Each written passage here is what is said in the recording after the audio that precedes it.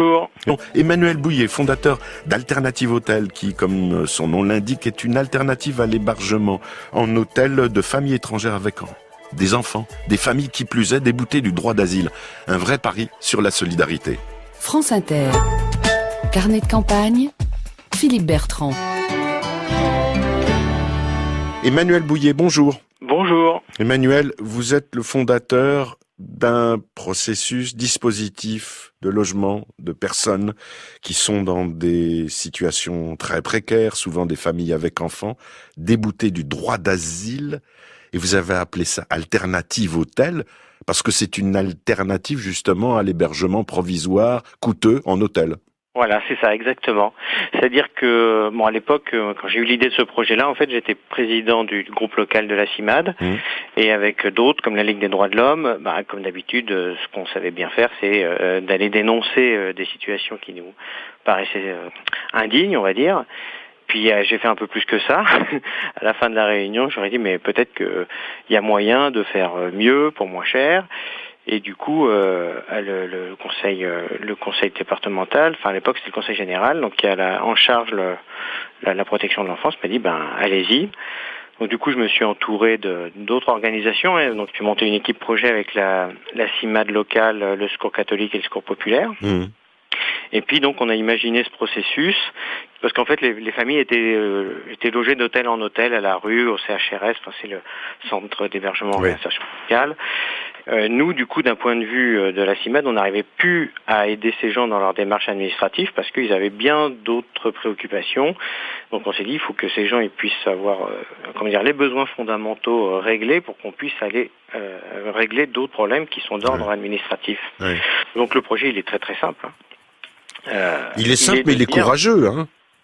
Mais non, mais il est courageux parce que les personnes déboutées du droit d'asile, les héberger, ça veut dire que vous vous retrouvez quand même en position presque illégale.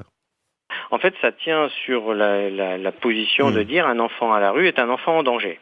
Donc à ce titre-là, on va le protéger. Ce sont des enfants mineurs en âge d'être scolarisés. Hein. Ouais. Famille avec enfants mineurs. Ce qu'on propose aussi, il n'y a pas uniquement la mise à l'abri, on propose aussi dans notre projet un accompagnement social, c'est-à-dire que nous sommes les référents sociaux de ces familles-là. Et il y a un encadrement de proximité, c'est-à-dire qu'on est quasiment sur le taux d'encadrement social d'un centre d'accueil de demandeurs d'asile. Donc on a deux travailleurs sociaux pour 21 familles. Et puis il y a un troisième pilier de notre projet qui est l'accompagnement solidaire, de s'appuyer sur le tissu social local pour pouvoir faire en sorte que les gens développent leurs compétences, rencontrent d'autres gens. Donc ça va être du sport, de la mécanique, de la culture, parce que on pense que c'est pas uniquement en mettant à l'abri les gens et en leur donnant à manger qu'on s'en sort, c'est qu'il faut les reconstruire pour leur redonner confiance en eux-mêmes, pour reconstruire l'estime de soi, parce que pour nous, ils doivent être vraiment acteurs de leur sortie de la précarité et de leur situation, quoi. Ouais. Et depuis le lancement de l'expérience en 2013, vous avez hébergé plus de 115 personnes, dont plus de 60 enfants. Que sont devenues ces familles ? Alors, depuis que le projet est effectif, c'est depuis le 1er janvier 2013, il y a 13 familles qui sont sorties du dispositif. Ouais. Donc là, dans la grande majorité des cas, c'est des gens qui ils avaient essentiellement comme problème le problème administratif. C'est-à-dire qu'une fois que le problème était réglé, ils ont pu trouver un travail, ils ont pu vivre de leurs propres ressources, voler de leurs propres ailes. Et puis voilà, c'est des gens qui rentrent dans le droit commun, normal, ils travaillent, ils payent des impôts.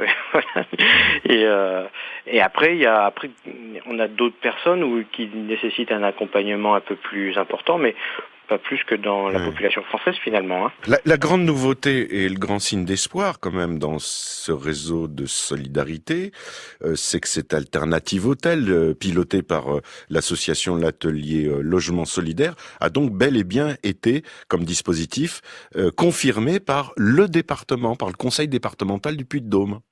Ah oui, c'est ça. Rien n'aurait pu se faire sans la volonté politique du conseil départemental, ça c'est sûr.